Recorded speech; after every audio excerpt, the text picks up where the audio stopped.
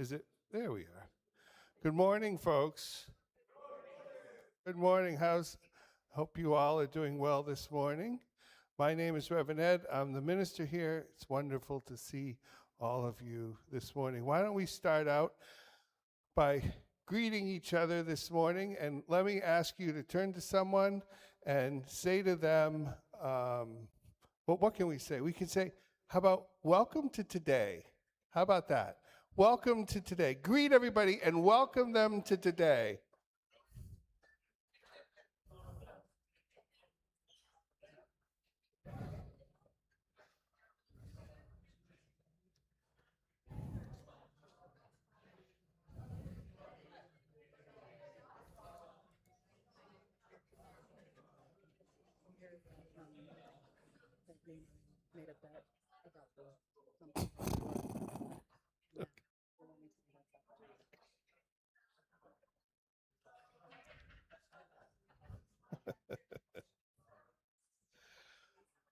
Okay, we have only a couple quick announcements this morning.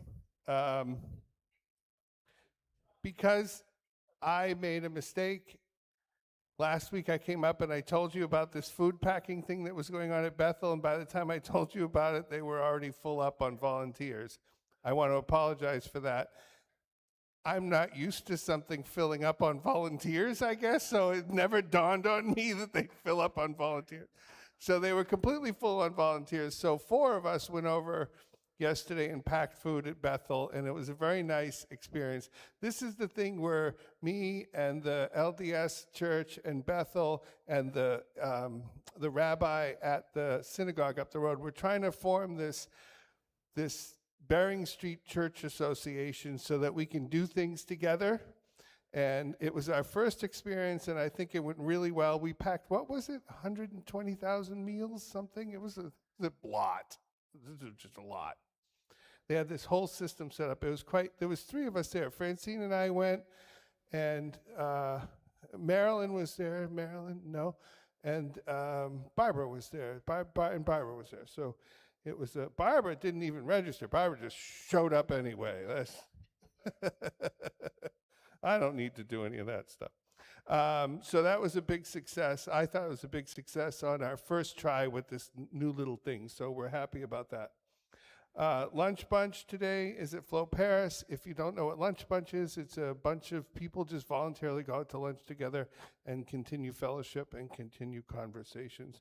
Between here and Lunch Bunch, we'll have coffee. If something is on your mind, if something is weighing on your soul, and you would like to talk to somebody, we have trained people. They're our peer ministry staff. You can tell them because they're wearing a yellow name tag, one there, one there. Just feel free to just talk to them about what's on your mind, and they can either resource you or just be an ear for you to listen to. And if you're new today, if this is your first time at Emerson today, hang on. If you're new and you'd like to know more about Emerson, there are yellow cards in the back of your pews. You can fill out a yellow card. That will put you on our database, and we will mail you information twice a week about Emerson. If today is your first day here at Emerson, today is a very different service.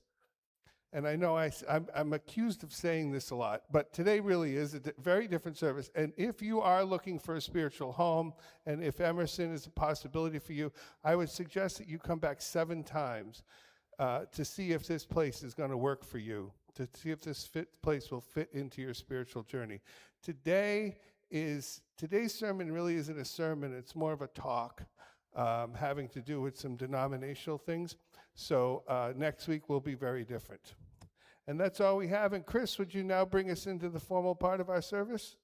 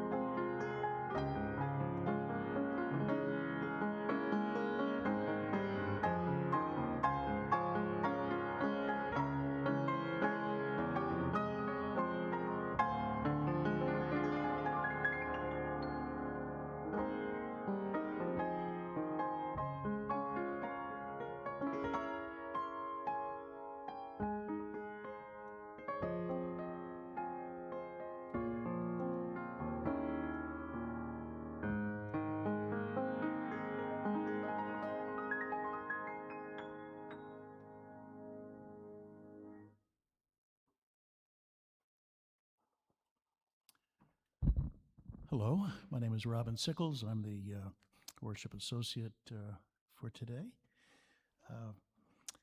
As we gather in community, we look within ourselves and to each other for strength, restoration, and inspiration, so that as we journey together, we catch the spark of the eternal Spirit. And from that spark, we light our chalice flame. Lighting the chalice flame symbolizes to all that the spirit of our congregation is strong and that our will to transform ourselves and the world is also strong. We light the flame with gratitude. We light the flame in memory of all those who have gone before, in honor of all who are here now, and with joy for all who are yet to come. As Ellen Norton lights our chalice flame here on the sanctuary, I invite those of you joining us from home to light a candle or chalice of your own. Ellen has worn a lot of hats in her many years of service at Emerson, and currently is organizing or in charge of the stewardship dinner, the September 19th, which I know you will all be attending. Please join me in reading these words together as they appear on your screen. They are from Reverend Connie Simon, an accredited interim Unitarian Universalist minister who has served congregations in Ohio, California, and Maryland. She is also on the board of the Meadville Lombard Theological School. We light this chalice in recognition that our faith knows no borders. May this flame remind us of the connections that bind us to Unitarian Universalists around the world, common to those shared and love. Welcome. As we work to create a beloved community, we welcome all who would join us in building a better world with more love, more justice, and more peace. We welcome all those who would join us in growing our mind, heart, and spirit. We welcome all who would join us in tearing down systems of oppression of all kinds. We welcome all who would join their purposes to ours in a loving spirit of right relations. Please join me in our welcoming. The words, again, are on the screen. Whoever you are, wherever you come from, wherever you find yourself on your life's journey, whichever your pronouns, whether you've walked in or rolled in or dialed in, whomever you love, you are welcome here. And now we have our presentation of this week in Unitarian Universalist history from Richard Cummins. Drum roll. Thank you, Robin. Good morning. Good morning. For the week of July 27th through August 2nd, I've selected two entries from Frank Schulman's book of UU history.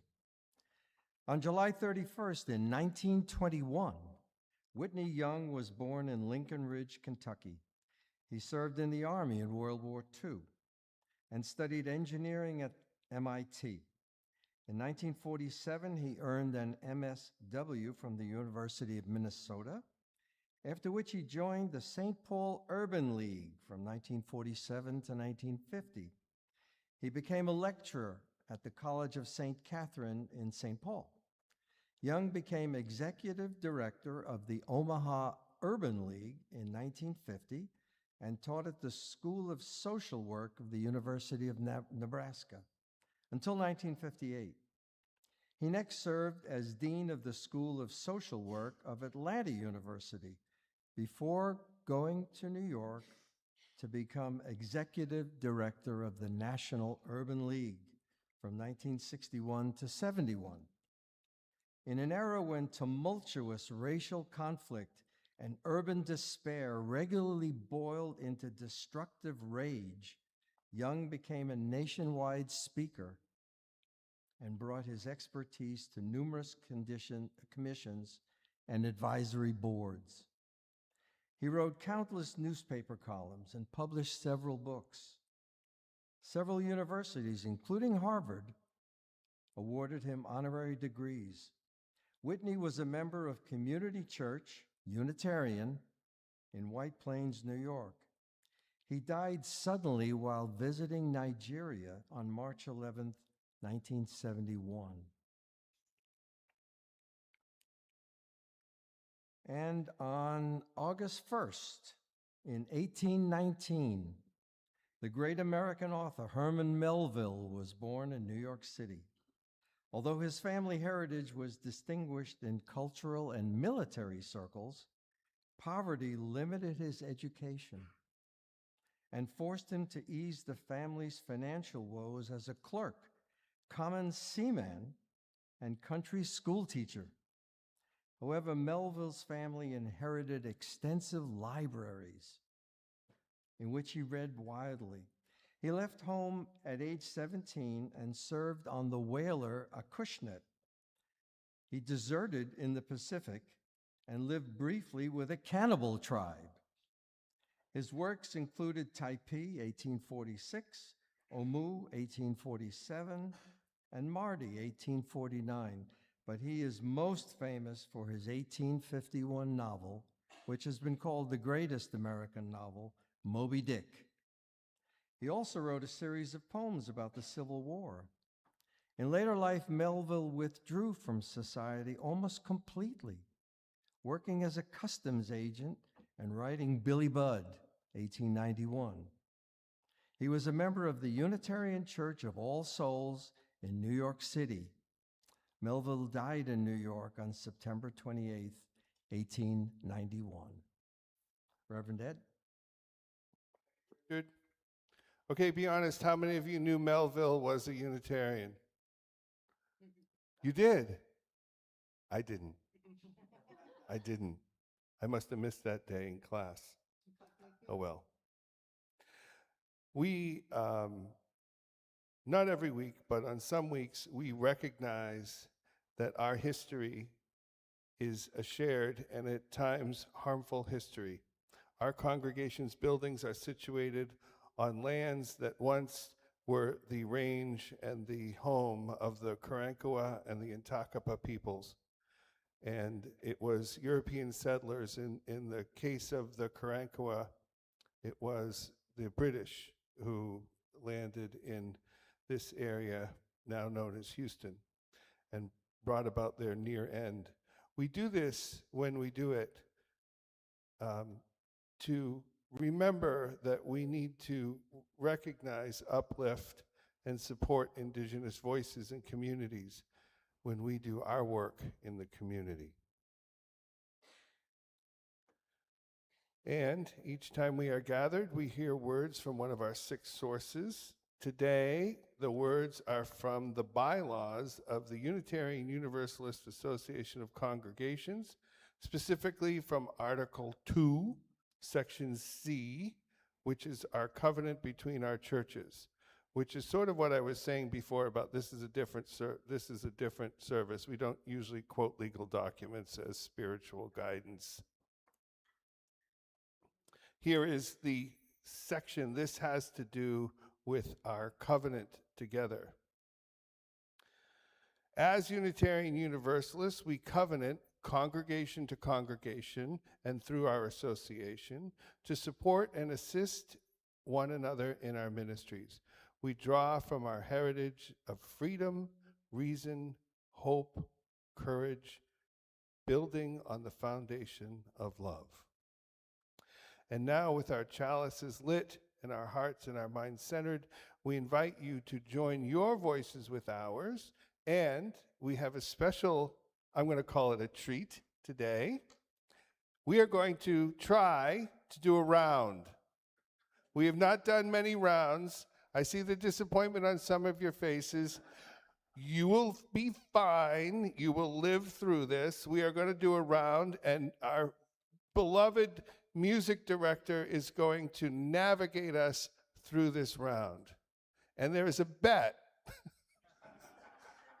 apparently, amongst the choir about whether this is going to work out or not. And I'm the losing member of the bet if it doesn't work out. Is this thing on? Okay, so when it's your turn to sing, please sing loudly, okay? I need $20. I was like, just so that we're clear. Uh, Everyone knows the song, Come, Come, Whoever You Are.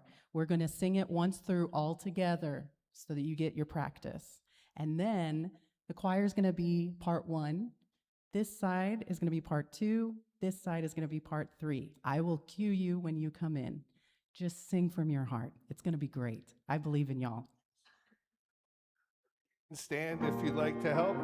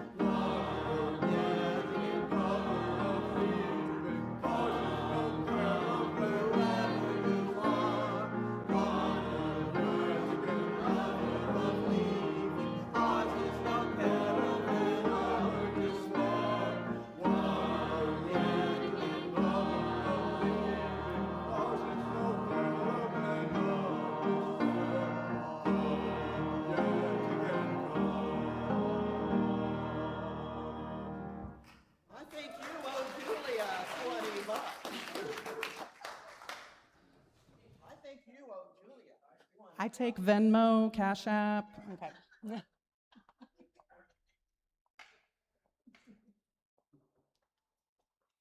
Did you take odds?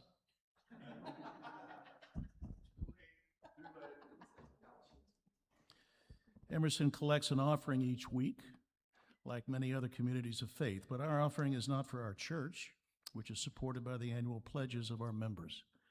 We collect our Sunday offering to give to others, because we know that giving is both a transformational spiritual act and an important way to live our values. 75% of today's offering will go to our August's Share the Plate recipient, the Emerson ESL program. The program was created in 2014 to serve the fast-growing immigration population of Houston. We have served students from all over the globe, speaking 12 different languages. The program is 100% funded and operated by the Emerson community. Please join us in this important work with your financial support. The remaining 25% of today's offering will go to our wonderful community partner, Interfaith Ministries Meals on Wheels program, which uses our donated treasures to provide meals to thousands of Houston's homebound seniors each and every day. You can go to our webpage for online giving, put cash or a check in our offering basket, or mail a check to the church.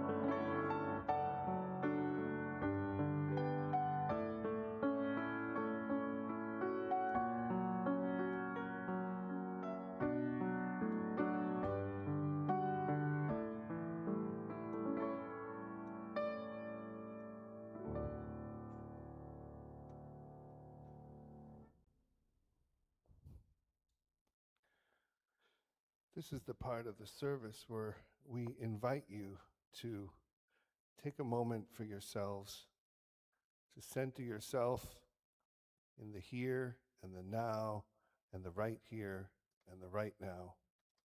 And this week, as you sit in peace, I would like to allow you the time to sit in peace, and I'd like you to hear a poem, a Walt Whitman poem, which many of you probably know. It's called Song of the Open Road. So I invite you into this moment. I invite you into calm. You can focus on my words or Walt Whitman's words. Afoot and light-hearted, I take to the open road, healthy, free, the world before me. Henceforth, I ask not good fortune. I myself am good fortune. Strong and content, I travel the open road. I inhale great draughts of space. The east and the west are mine, and the north and the south are mine. All seems beautiful to me. I can repeat over to men and women, you have not done such good to me. I would do the same to you. Whoever you are, come travel with me. However sweet these laid up stores, however convenient this dwelling, we cannot remain here. However sheltered this port, and however calm these waters, we must not anchor here. Together the inducements shall be greater. We will sail pathless the wild seas. We will go where the winds blow, waves dash, and the Yankee clipper speeds by under full sail. Forward after the great companions, and to belong to them, they too are on the road. Onward to that which is endless, as it was beginningless, to undergo much, tramps of days, rests, and nights, to see nothing anywhere but what you may reach it and pass it, to look up or down, no road, but it stretches and waits for you, to know the universe itself as a road, as many roads, as roads for the traveling souls.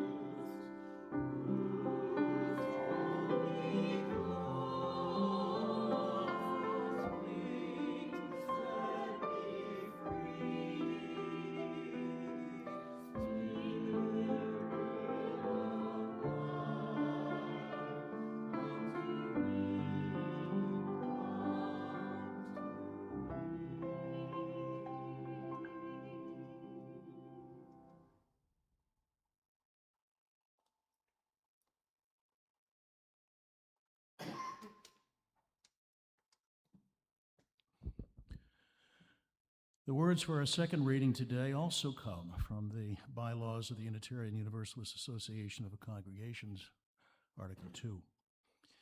This is the stated purpose of the Unitarian Universalist Association of Congregations. The Unitarian Universalist Association will devote its resources to and use its organizational powers for religious, educational, and humanitarian purposes. Its primary purposes are to assist congregations in their vital ministries, to support and train leaders, both lay and professional, to foster lifelong faith formation and spiritual development, to heal historic injustices, to lend support and encourage the creation of new Unitarian Universalist communities, and to advance our Unitarian Universalist values in the world. The Unitarian Universalist Association will actively engage its members in the transformation of the world through liberating love. Okay, so as I mentioned before, not your typical Sunday. I had thought about doing this at the 9:30 hour, and maybe that would have been a better choice. But we at Emerson, over the past maybe 10 years, we've sort of drifted away from the denomination a little bit. Like, we don't have a denominational affairs committee. We don't have anybody really watching the denomination and keeping us linked to it. So based on the fact that we do very little work to stay connected, I thought it would be good to do this in a larger setting. So we're going to do this today on a Sunday. It's not a sermon, but it'll take up that same space. I'd like to do these reflections on GA, General Assembly. So General Assembly is, for you to understand what this is especially for the new folks. So for the new folks, you're going to get a pretty good overview of how Unitarian Universalist churches work, which is good. If you're considering this place as a path, as a place on your path, on your spiritual path, this will be good for you to have. So I'm going to do a quick overview of the governance structure of a Unitarian Universalist church, because the UUA, the association that we join, is similarly arranged. So in a Unitarian Universalist church, all the authority in the church rests with the people in the pews, with the membership in the pews. I have no authority. As a matter of fact, I don't have a single vote on a single anything. I have influence. I can talk to you about your decisions, but I don't have any authority. You vote on the operation of the church.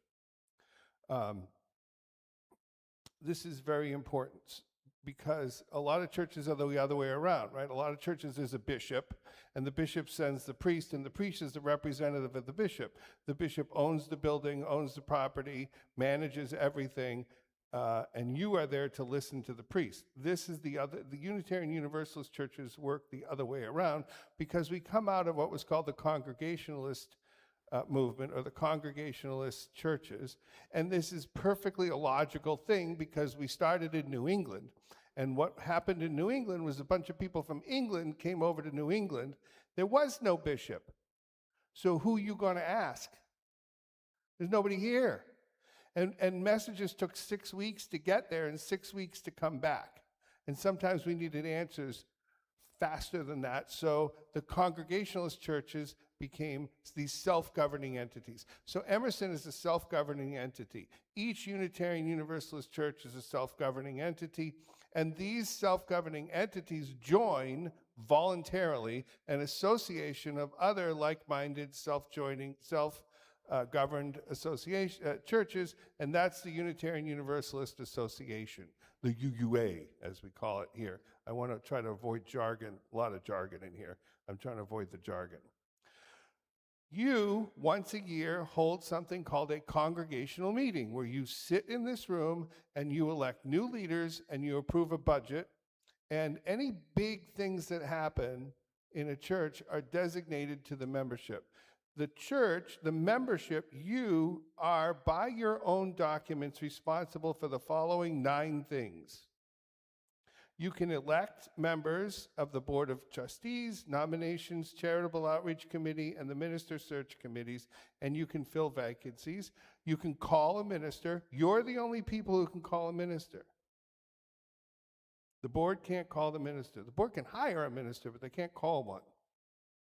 You can dismiss a called minister. You can dissolve the church. You can overrule the endowment spending restrictions. You can dissolve the endowment funds because you created it. You can discharge a current member who's misbehaving, or whatever that might look like. You can call a special meeting of the board, and you can amend the Constitution. So anything really big, you can do, and you do it. And what you do is you hire a board of trustees to manage the church. And that board of trustees is there for basically 3 years. It rotates off, right? Rotates.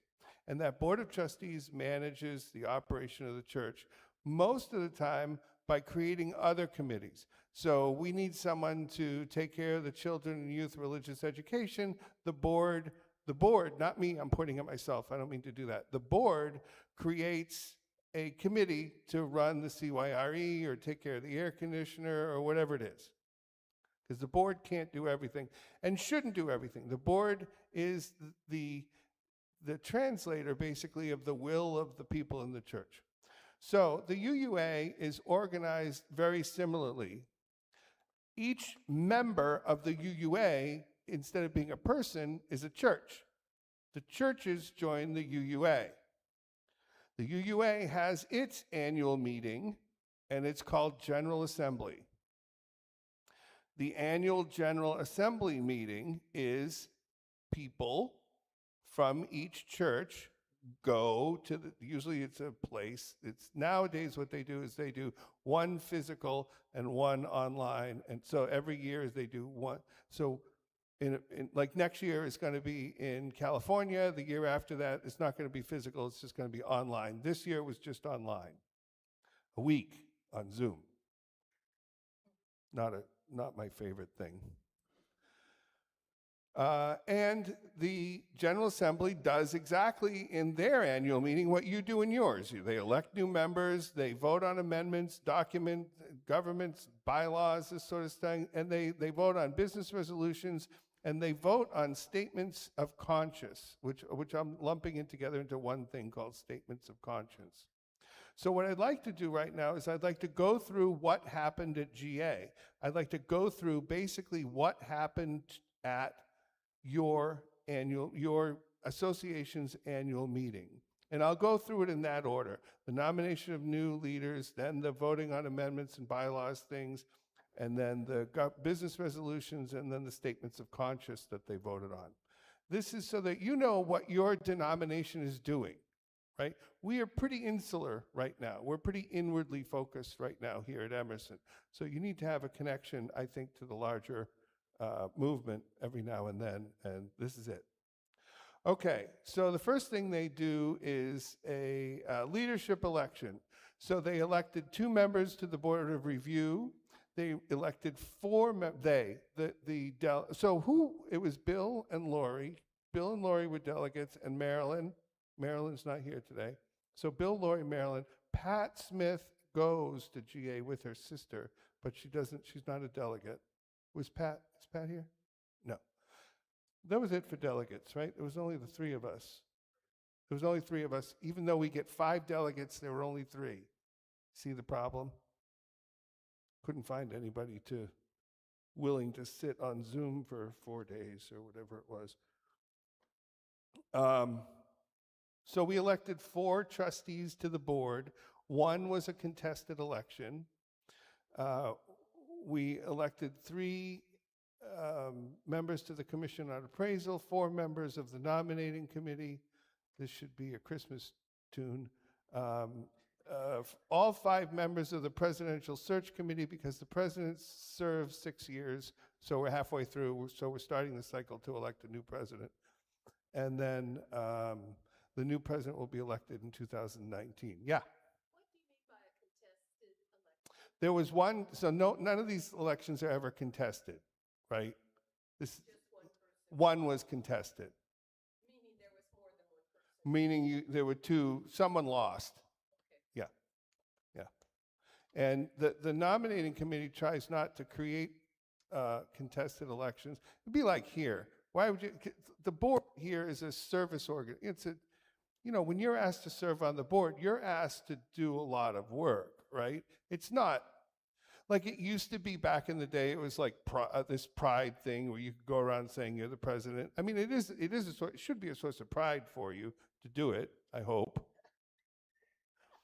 And it's also a great gratitude from the church for you to do it, because it's a lot of work and a lot of time. And right. And yeah, God bless you, David. So there was one contested election, which I don't really want to get into because it's, yes. Well, it was Larry Ladd. Yes, it was Larry Ladd. He did not. He did not. Nope. Larry Ladd did not win. Actually, he was running against a woman from Bay Area, UU. Yeah, Bay Area, the woman at UU Bay Area was the nominating committee's selection, and Larry tried to pick out the weakest fawn in the flock, or however that goes, and because that's the way you have to do it. You have to run against a person. You can't. So if there's 5 seats available and 6 people running, it's not like the top 5 get in and that bottom one gets out. You have to pick which seat you're running for, which makes sense when you think about it. It doesn't make sense when you hear it the first time, but it makes sense when you think about it for a while. They agreed to amend, so they failed to, the GA failed to amend a document which has, so the big conversation this year was the ability to put ministers on hold after a negotiated resignation from ministry. So if you're a minister, the largest risk to you is you end up in a disagreement with your congregation, and you and your congregation go into a negotiation and you decide to part ways. If that happens, odds are you are what's called, as the minister, you are put on hold, meaning you cannot go back into search to get a new job. And hold may last 1, 2, or 3 years. So if you, let's say we got in some sort of argument, but I was right and you were wrong, odds are I would end up in a hold, which means I wouldn't be able to work for at least a year. So they were working on that this year. And the 2 things that they wanted to do on that were, one, were to modify one rule that allows the current rule allows Ministerial Fellowship Committee, the Board of Trustees, or the UU staff to suspend a minister, and they wanted to disallow the UU staff from suspending a minister, and that did not pass. What did pass was a very similar resolution, which was to appoint a task force to look at how eligibility is determined, specifically for interim and developmental ministers who negotiate a resignation. Now, why is it specifically about interim and developmental ministers? Well, if you're an interim or a developmental minister, you are going into a situation and your job is to hold up a mirror to that congregation and say, this is what's going on here. This is why that last ministry either did or didn't succeed. If you're developmental, you are being hired for one of 2 reasons. One, you have a functioning church that wants to go to the next level. They want to get bigger, they want to better, what got you here won't get you there kind of thing, right? Or you're being hired by a dysfunctional church to try to resolve some of the dysfunction. So who do you think gets in arguments with their congregations most? Is interim and developmental ministers, right? So you hire a developmental minister to come in and say, what are we doing wrong? They tell you what you're doing wrong, and then you get mad at them. They get fired and can't find a job for 2 years because they get placed on hold. So what the effect of that is nobody wants to tell a church what's wrong with them. They just sit there, right? So it's an ineffective thing. It needs to be fixed. And so they've decided that they're going to try to work on fixing it. There you go. Yes? Because the assumption is that if something went wrong in a church, it was the minister's fault. And there was a blow up in Massachusetts where something went wrong. It's a long story, I don't want to get into it. Where something went wrong and it was not the minister's fault. But the minister had to skip a whole year, because the way the ministry works is everybody finds their jobs all together at one time in the spring, and everybody starts their jobs all together in the fall, right? Well, if you miss this cycle, you ain't starting a job in the fall. And the effect of that is really good ministers who are doing the work of really trying to dig down into what's going on in a church. Yes, some of them end up working at Home Depot or whatever, but more importantly, some of the really good ones just wander off and they go do something else. And that's unfortunate. So they're trying to stop that, or at least they say they're trying to stop that. See, you have to understand the functioning here. The UUA, the church, you are members of the UUA. Not people, the church is a member of the UUA. I am not.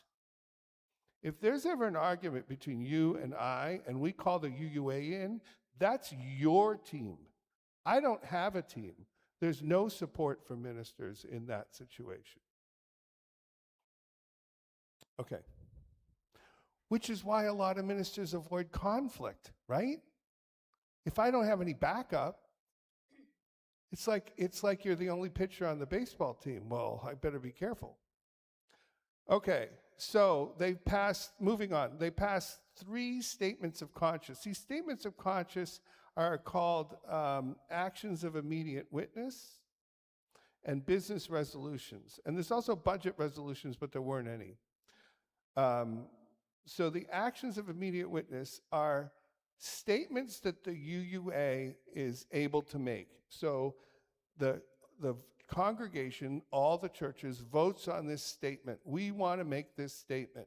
Now the president of the UUA, or whoever the statement people are for the UUA, can go out and make it. One passed and one failed on the statements of immediate witness.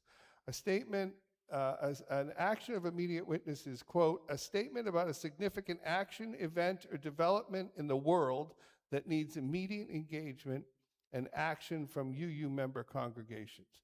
So one passed and one failed. And I have them here somewhere. Hold on.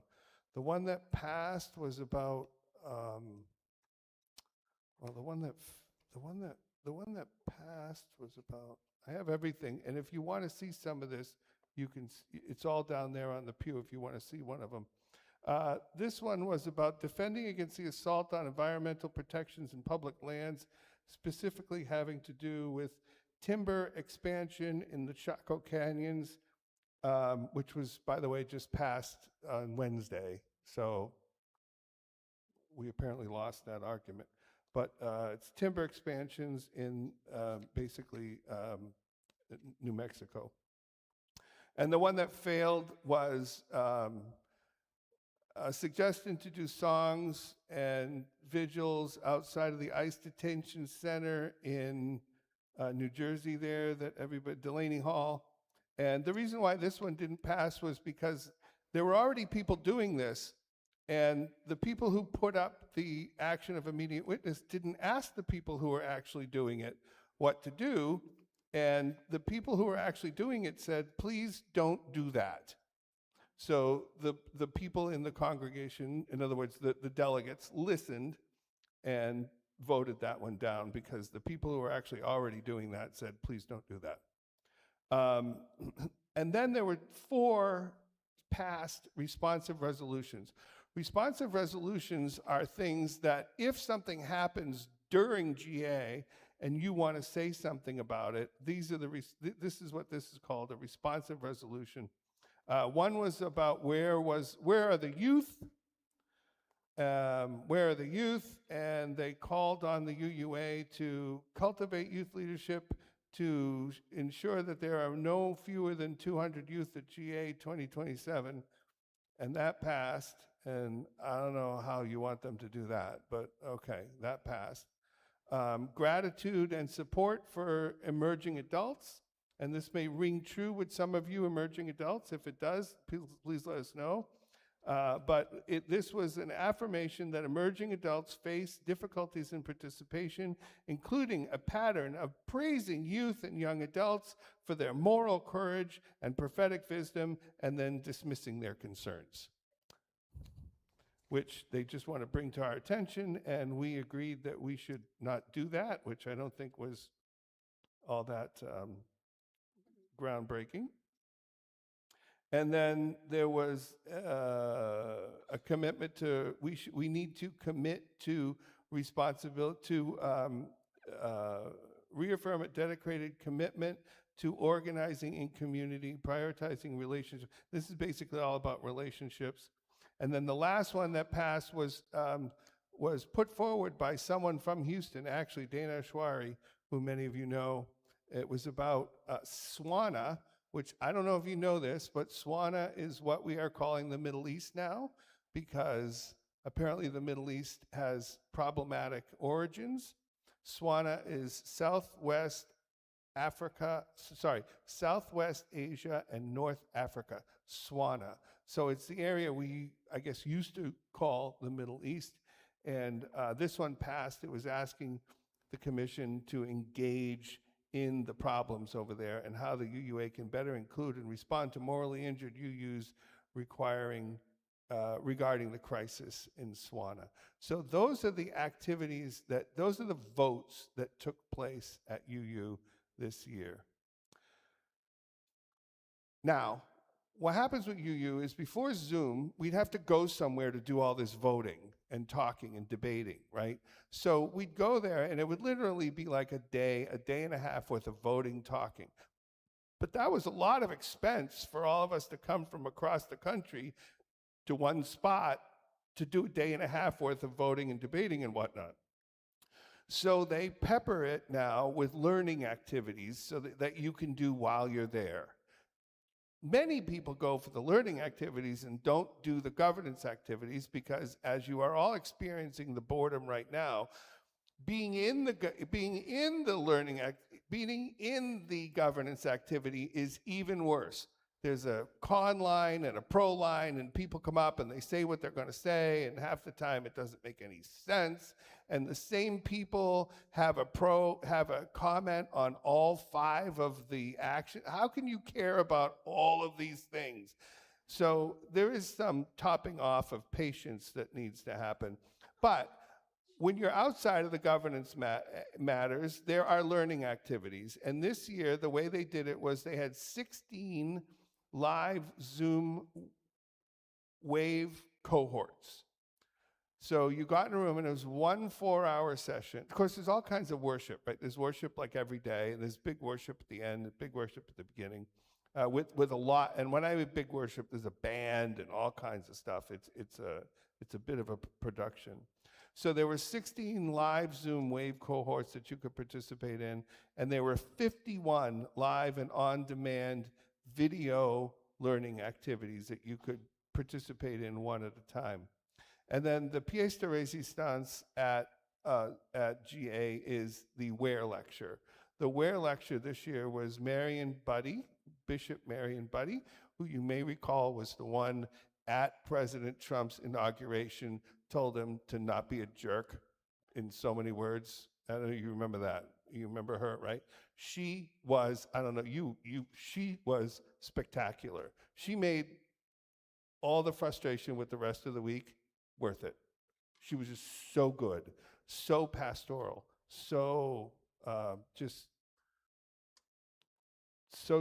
I felt like I was at church when I listened to her. She was just so good. And that's GA. So we need more people to go to GA. Every year is Zoom. I know I'm not doing a great job selling it, but every year is Zoomable. And every other year is also physical. This year, the physical is at San Jose, California.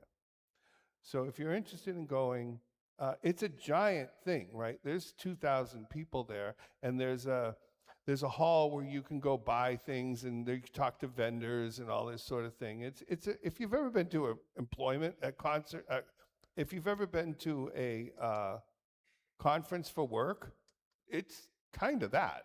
It's kind of the same thing. It is good to be with all these people for a short time. I'm not big on big crowds. That's me. I'm not big on big crowds.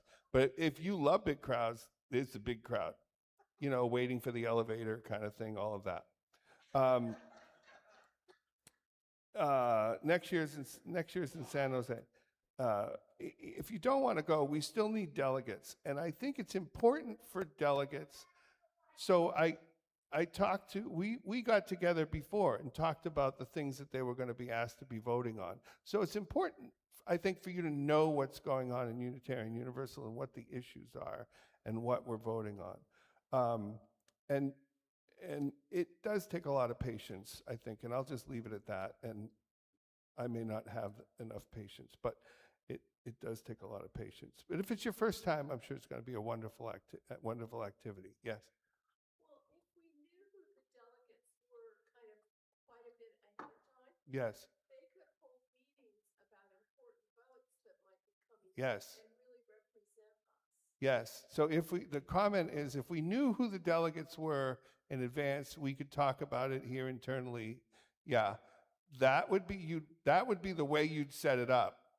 What happens though is we frantically go around asking people to be delegates, and like 5 minutes before we need to have an answer, we finally find enough delegates to go. So yes, that's how I would do it. And that's what we did. Once we established the delegates, we all got together and talked about the issues that would be brought up so that they'd have some idea of what they were going to be asked. That's the frustrating thing, right? So you go to GA and you get the pro line and the con line, and someone in the con line says, I don't really know what we're voting on. It's like, well, the package was published a month ago. Read the damn thing before you show up to vote on it, right? That would have been nice. It's a responsibility, right? If you're being asked to vote on something, know what you're voting on. That would be nice. But not everybody can do that. Yes.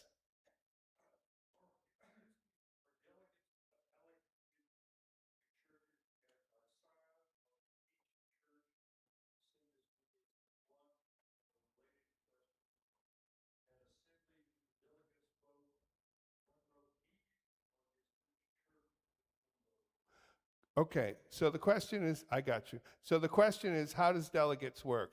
Each church is assigned a certain number of delegates based on size. We have 5.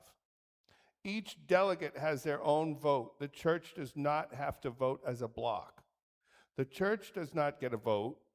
So we get 5 votes at GA, plus me, plus if we had a DRE, a DRE.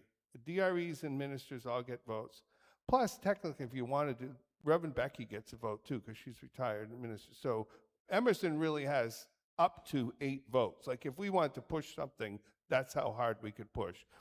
Bigger churches have 16, 18 delegates. So your delegates are by size, and they are they vote individually. And they vote online, it's online, and it's all that. And there is opportunity to talk, and they limit it so that it doesn't ramble on forever. Deborah.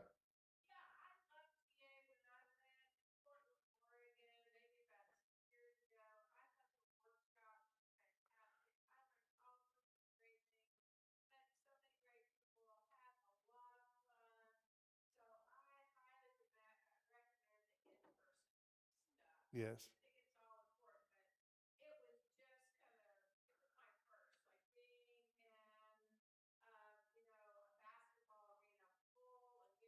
Right. Yeah, it's that many. Yeah, it's a lot. So, yeah, so Deborah was saying she liked going to G, and she liked the educational pieces. So a lot of people will go to the educational pieces, but not go to the governance stuff. which I get, but that's where, like, that's my, like, I feel like that's a professional responsibility of mine is to do the governance stuff. But the governance stuff is awful, really. I mean, it really is. Huh? I'm telling, yeah, it is, but you have to do it listen, if you didn't want to have the governance stuff, you could just have a bishop telling you what to do, right? That's your option. That's why there's none of that in other churches, because you don't get to vote. But here in this denomination, you get to steer not only where the church is going, you get to steer where the denomination is going. When church was a bigger part of people's lives, there might be two people running for president at church. One thinks we should do this, one thinks we should do that. Now your vote matters, right? Because you're electing a course for the church. But since church has shrunk in people's lives, that doesn't happen anymore. Like a contested election? When was the last time we had a contested election at Emerson, Bill? Do you remember? No, right. This is, yeah. It seems to me that UUs are avoiding contested elections because they don't want to hurt someone's feelings. So the comment is, UUs are avoiding contested elections because they don't want to hurt someone's feelings. I don't think it's that. I think UUs are avoiding contested elections because they don't know what's going on at the national level. So let me tell you this. The UUA several times came out. There's been a big change at the UUA in the last 7 or 8 years. Several times, a leader in the UUA came out and said, the Unitarian Universalist Association, the UUA, is the institutional embodiment of Unitarian Universalism in the world. And I went, first time I heard it, I was like, Second time I heard it, I'm like, no. Third time I heard it, hell no. It is not. Emerson is the institutional manifestation of Unitarian Universalism in the world, not the UUA. The UUA is here to support Emerson. That's why we read what is the UUA supposed to be doing? It's supposed to be helping the churches, right? So listen to the changes in the UUA's mandate over the last few years, right? So what should the UUA be doing? It should be assisting congregations, yep. Supporting and training leaders, okay. Foster lifelong faith formation and spiritual development, okay. Heal historic injustices. Huh? How do you plan on doing that? If anybody's going to heal historic injustices, it's us, not Boston. To support and encourage the creation of new Unitarian Universalist communities, sure, and to advance our Unitarian Universalist values in the world. I disagree with the last one. We should be advancing Unitarian Universalist values in the world. Now, they could be helping us, but that goes back to number one, which is to assist congregations in their vital ministries, one of which I think our vital ministry is advancing Unitarian Universalist values throughout the world. So the UUA is beginning to function more and more like its own little church. And I don't know if that's great. And that's all I'll say about that. So, yeah, if we have a contested election, it should be between, should the UUA be doing this or should it be doing that? But our last election, there was no other person. Because the nominating committee is charged with putting up 2 people. And one dropped out like the day after. It was too late to put another person for president. And everybody went, oh, I don't know about that. That smells bad, right? That looks bad. Right? The day after it was too late, the other person, who we still don't know who it is, dropped out.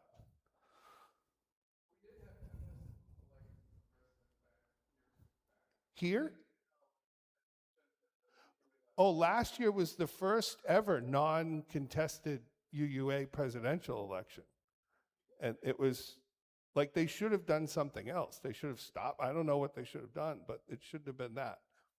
So a contested election in a local church would be weird. That doesn't happen. But that's why you would have a contested election, because someone disagrees with the path of the UUA or disagrees with the path of the church. Just said that a contested election in a church would be weird. It would be weird. Why? Why? Well, that means you disagree on which way we're going. Right? So one person thinks that we should go this way. We should, I don't know, whatever. And this person said, oh, we should grow. This happened, this was Laurel Hallman, right? We should grow. And the other person says, nah, we're all right. So should we put money and effort into growing, or should we not? Well, right now we're putting money and effort into growing. If someone disagrees with that, the way they would affect that change is to run for president of the congregation. And in the election of the president, we would have a discussion about whether we want to grow or not. But we don't do that on a local level, I think, because we're just happy to get someone to do the job, right? But on a national level, I don't think people know it. I don't think people are engaged. Look at us. We don't have a denominational affairs person. We haven't the whole time I've been here. We don't know what's going on at the GA. We don't know what's going on at the national level. That's why I thought I had to take this whole Sunday to do this, because it's important. And it's going in a way that, we're spending endowment money to right historical injustices. Really? Like, I don't know. But here's the thing. You've got to go back to what I said earlier. You have joined the UUA. I have not.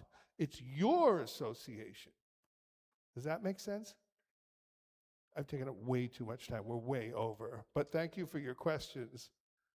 That's my reflection on GA. If you want to know what we voted on, there's a piece of paper for everything we voted on right down here on the front pew.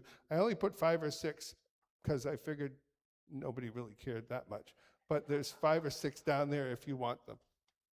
And now, please help me in singing our long overdue second hymn. Hymn number 100, I've Got Peace Like a River.